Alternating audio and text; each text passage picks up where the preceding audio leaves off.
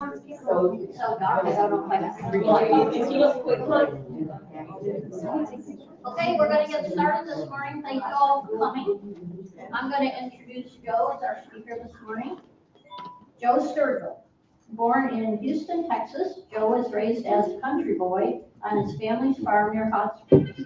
He said that this blend of urban roots and rural upbringing has shaped my character and values. Since he was a little boy, Joe loved flowers and enjoyed planting and arranging them. He began his career in the floral business in 1971, opened the arrangement on Hobson Avenue in 1977, and sold it several years later. He continued to do freelance floral work. During the 12 years he worked for Southwestern Bell Telephone and opened Laurel's Gifts and Floral in 1983 with Ellen Clark. Joe joined the Garland County Master Gardeners this year and is currently an interior designer with projects ranging from East Coast to Montana. But his love of arranging flowers has continued as he plans events and florals for weddings and parties. In his spare time, Joe enjoys travel and genealogy. As you may know, I'm Joe Sturgill. And I've been involved in Iris for about 53 or 50 some odd years, and a long time, longer than I like to think about.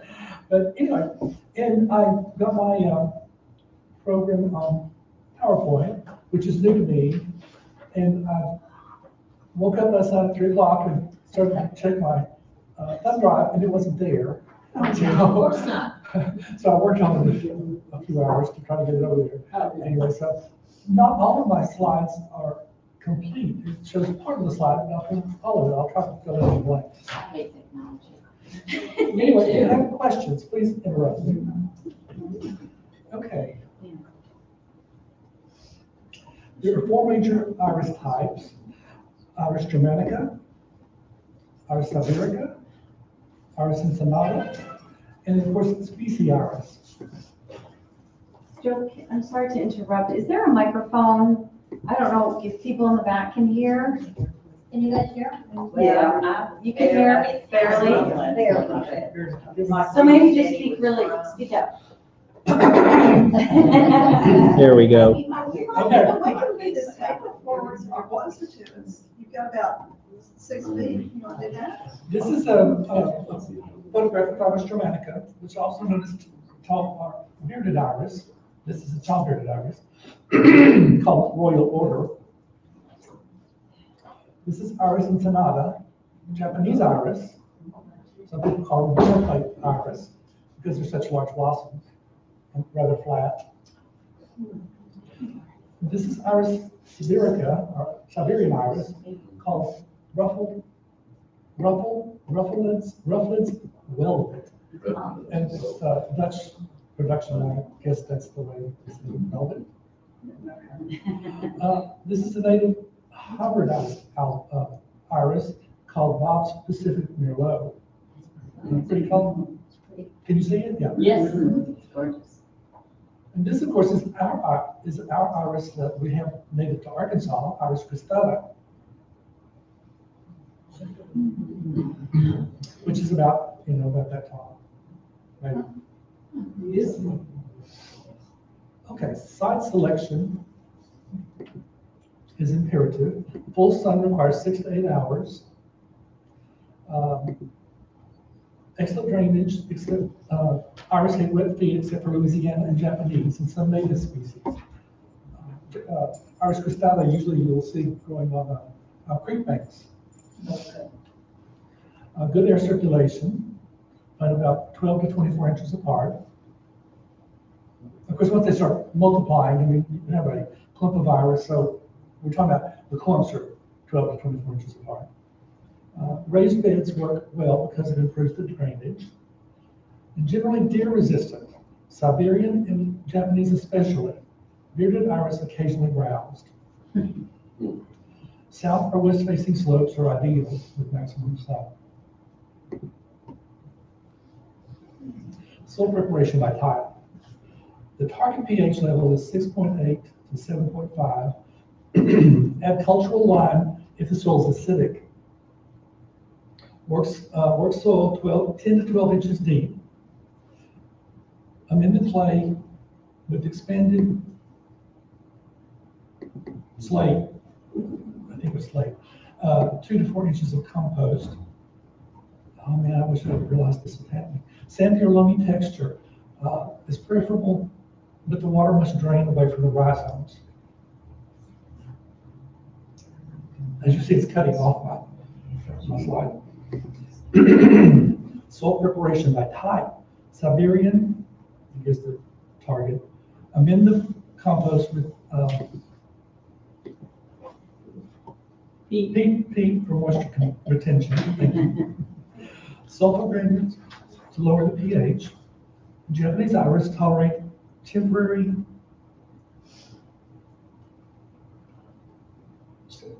standing in water. Standing in water. I feel they're a pond, but in the wintertime, they don't like heavy frequent. Both benefit from rich organic fertilizer, which is well-rotted compost. Soil preparation by type.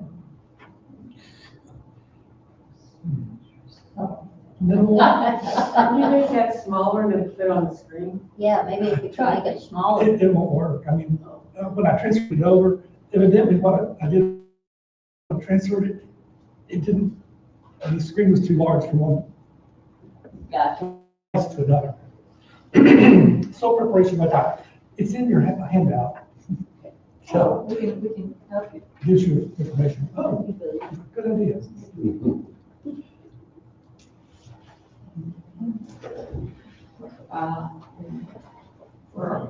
Japanese. Soil preparation by type. Louisiana. Louisiana iris. Okay, it says, yeah. Very hard to read. It's hard to read. Minimal amendment. Minimal amendment. We're not fussy about the soil. May be planted in water Thank you, Debbie. and may be planted out of water, but must get 1 to 2 inches of water per week. He needs, And you may need to turn the light on.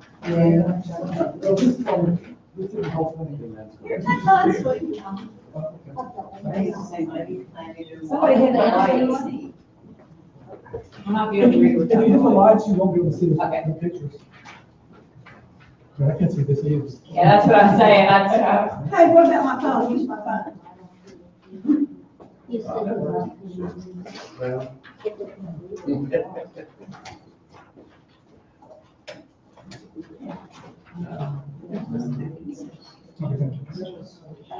yeah. Okay. Yeah, I should have thought about the phone. Did you all get that about Louisiana iris? Yes. Okay.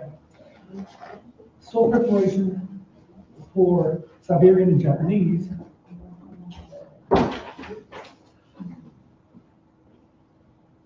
Amend the soil with compost and peat moss to increase the moisture retention. Sulfur granules, I've read that.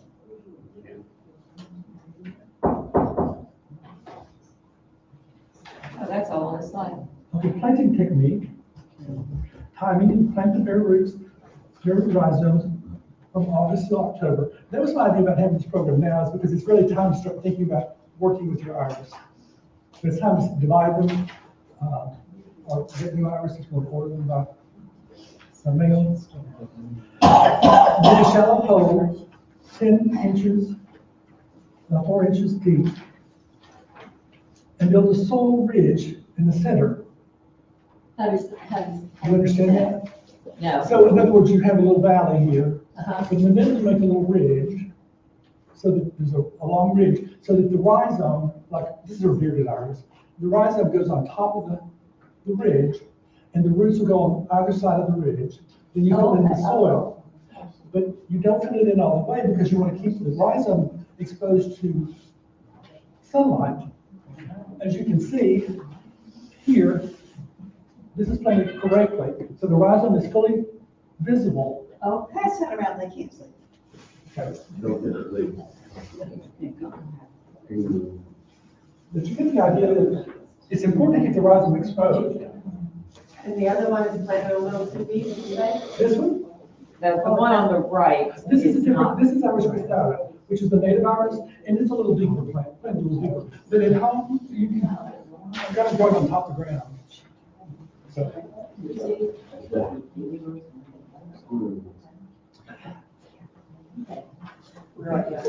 okay, you fan the, face the fan forward. So it determines which direction. Yeah. So it- When you say forward, I see that, like, you know. Like, hang on, Joe. Repeat. we're okay, investigating. you have the rhizome here, the rhizome is here, Huh? and the fan is back at the end, back of the rhizome, so it's actually facing you. Oh, okay, so when I'm facing the fan will be by me. The fan is actually beyond the rhizome. The rhizome is between you and the fan. Oh, okay, okay. That way, when it grows out like this, instead of like that. Okay. That would be good for, works. And of course, press the soil firmly and then water. Let's see.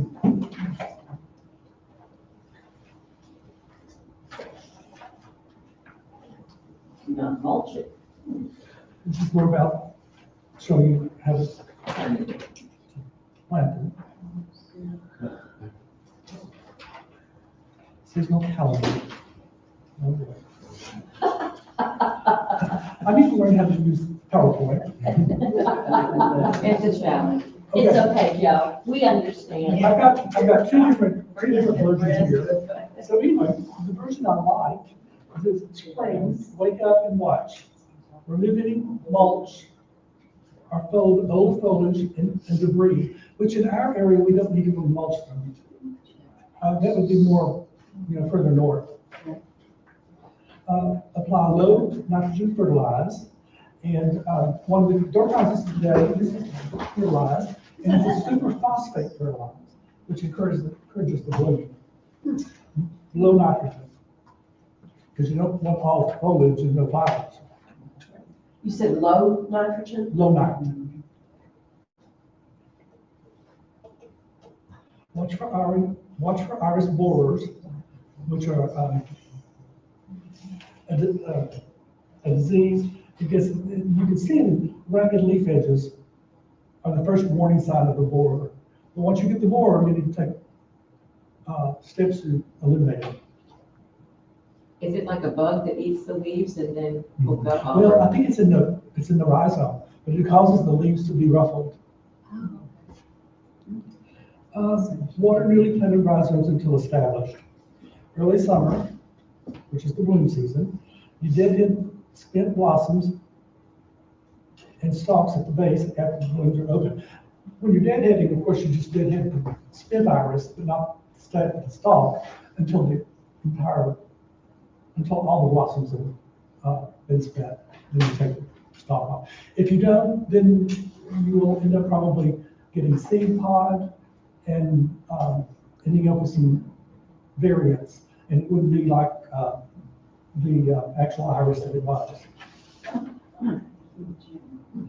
Do not cut back green foliage.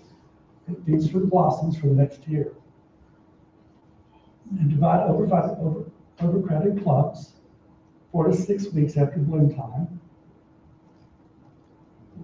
And water established plants only after extended drought periods. Okay, fall. Joe, on that, dividing 4 to 6 weeks after bloom, we don't usually do that on all, like on tall beer beds, we wait till the August or Yeah, to where they're dormant. right. October, August, August, and yeah. October, yeah. It would be the species iris, probably Louisiana iris should be maybe 4 to 6 weeks after. Fall, after hard frost, trim the foliage 6 inches and remove all spotted or yellow leaves. Do not compost, as in Diseased foliage, don't put it in your compost. You put it in your trash and you get it out of your property. Otherwise, you end up possibly spreading any disease. I have a question when you said that to cut it. Is that like you've got it flagged down there? Yeah, it's like a fan. Okay. And this is in the fall, so all summer, it's got all the leaves up there, you know, so it can, get this. Get the sunshine. Gotcha. In the winter, mineral care, zones 3 to 5, apply light sand mulch around ground after the ground freezes. Thank goodness we don't have to do that here. Yeah, what do you have to do in zone hell? Zone hell. You're good. Oh, here's my good You got an slide. actual? Okay, this one's, all right. Fertilized feed for flowers, not foliage. And it tells you about what kind of fertilizer to use. Bone meal, organic phosphorus source, promotes root and bloom development. And well-rotted compost. Here again, be careful not to cover up your rhizomes. Application frequency.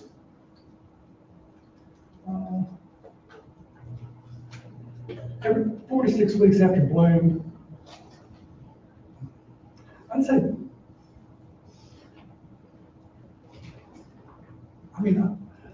maybe once or twice a year.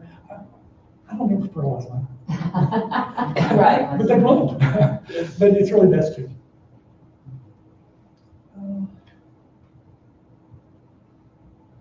Yellowing older leaves, nitrogen, if you have yellowing leaves, it shows a nitrogen deficiency. Apply a dilute, balanced, fertilize. No blooms, healthy foliage, excess nitrogen, or insufficient sun. And cut back on the feeding. Slow overall growth, check the soil pH first. Nutrient lockout is common culprit.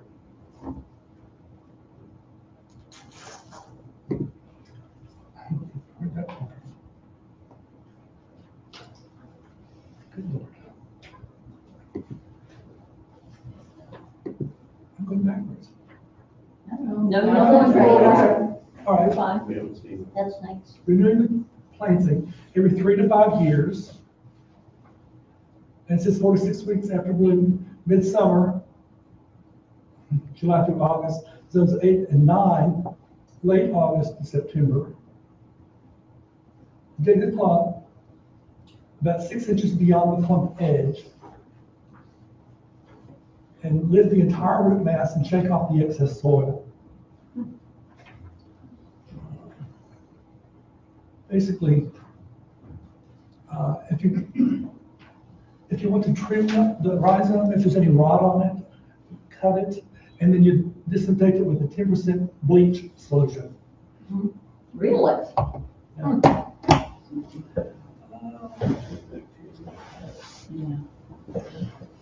Dust with sulfur powder or dry in the shade for 1 to 2 hours to callus up before planting anything that you cut on.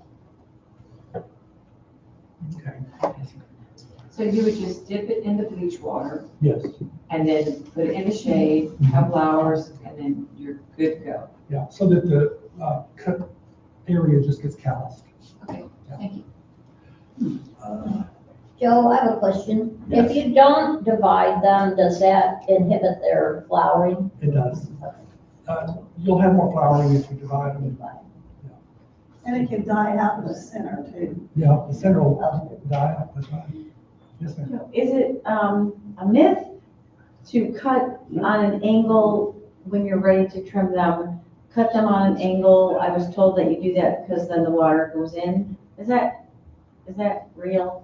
I've never heard of it with cutting the iris, really. I'm going to cut the iris on an angle so that it'll take up water for the flower to last longer. If you're going to put it in an arrangement. Okay. But as far as on the horizon. Like on that, no. I've never heard of it. Never heard that. Okay, the iris borer. Your handout talks about that. Bacterial soft rot, leaf spot, aphids, slugs and snails, and crown rot. I'm not gonna read all that other stuff. It's up into your handout. Recommended varieties for the home garden. Bearded iris, it gives you 5 names: Immortality, Edith Wolford, Dusky Challenger, Beverly Sills, and Corn Harvest. I mean, you know, it's whatever you would like. I mean, it's not, these are AI's ideas. Siberian iris, Caesar's brother, butter and sugar, and Paris blue. Japanese iris is Lion King and Variegata. Louisiana's Pacific Croix Broussard, Bayou Mystique. Indulge bulb and crested iris, Professor Bilal, Iris cristata, and reblooming bearded varieties. As you know, some of the bearded iris will bloom twice. Have 2 seasons of blooming. They'll bloom in the spring and they'll bloom again in the fall. And if it blooms again in the fall, you do need to fertilize it again. Yes, ma'am. When they say the Louisiana, especially iris, is that native to Louisiana or a type of iris? It's a type of iris that was native to Louisiana, I guess. Developed, But it native to Louisiana. It grows wild in South Arkansas here. Where does the native iris fall, do you know? In what group? Oh, you mean Iris cristata? Our iris. Our iris, it grows in the Dutch bulb and crested, because it's a crested iris. Okay. We'll see more pictures in a few minutes. That's what cristata means. Yeah. We'll get through this boring stuff in a minute, we'll see pictures. Takeaways. Select the right iris for the right site. Never plant bearded iris 2D. Full sun is non-negotiable. 6 to 8 hours direct sunlight every day. And feed for flowers and not foliage. Fall cleanup. Divide every 3 to 5 years. Excellent drainage is non-negotiable. Okay, this is the Siberian iris.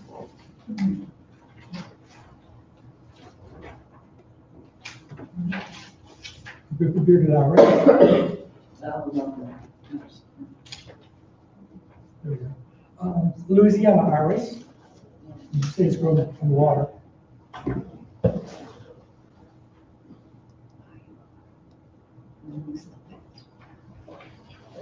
Oops. That's Louisiana iris. Pretty red color. And this Japanese iris.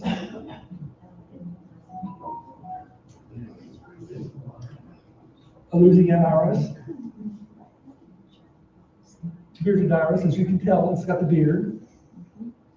And I was also going to explain that bearded iris. Okay. Miniature dwarf bearded iris, as if one word's not enough, are about here, about this tall, about 6 inches. That's classified as miniature dwarf bearded.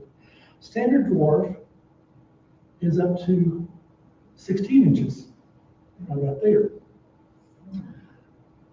And then intermediate or border iris are up to this level. And then tall bearded is up over that. So they can grow tall if they're handled correctly.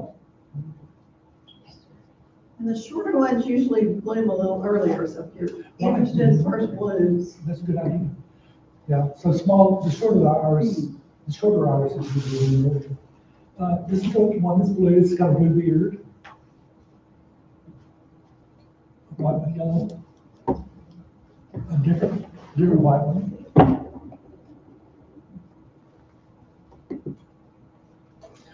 Must be an older iris. As you can tell, it's not as ruffled. They started breeding to be more ruffled in later years. As you can see, the ruffled beard. Orange beard. He's got a white beard. Oh, isn't that pretty? What's the name of that one with the white? I'll look it up after the slide. Oh, So in the American Iris Society, they have a directory. So you can do your Google search or take a picture with your phone. And a lot of times you'll find it. Okay. So that's a really great resource. I have a question. When you're saying the bearded part, is that the orange or the purple there? That's the orange there. Orange is the beard, The okay. purple is the fall, Okay. and the white part, or light blue is the standard. The standard is the light blue, purple is the fall, and the orange is the beard. Okay, thank you.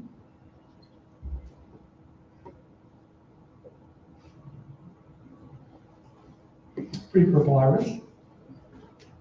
Purple beard. It'll be good for fall. Hardly looks like an iris. Yeah, it does. Very interesting. It's really pretty color.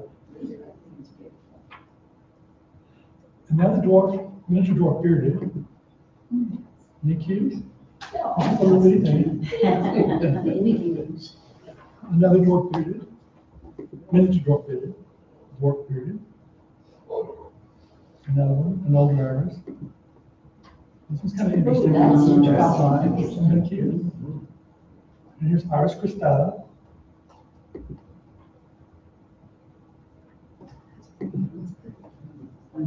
Bearded iris. Yeah, Almost black. yeah, really. That's a cute one. Whoa. It's very blue.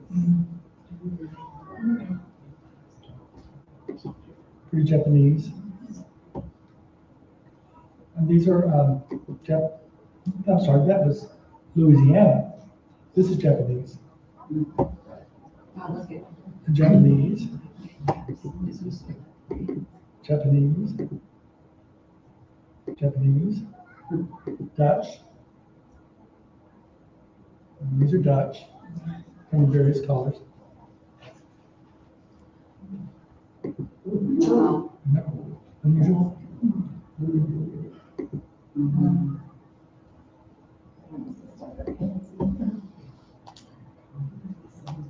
And these are iris reticulata. Wow. It's a bulb iris, and they grow about so. Oh, they're tiny. Small, or early spring. They come up right after crocus, I guess. That bulb is sitting on top of the ground. Yeah, that's Yeah. right. Yeah. Yes. And really, your rhizomes do the same thing. They're just a touch, maybe a third of it in the ground. Yeah. Another Iris cristata. Same here. Another one. And this is a white variety of Iris cristata.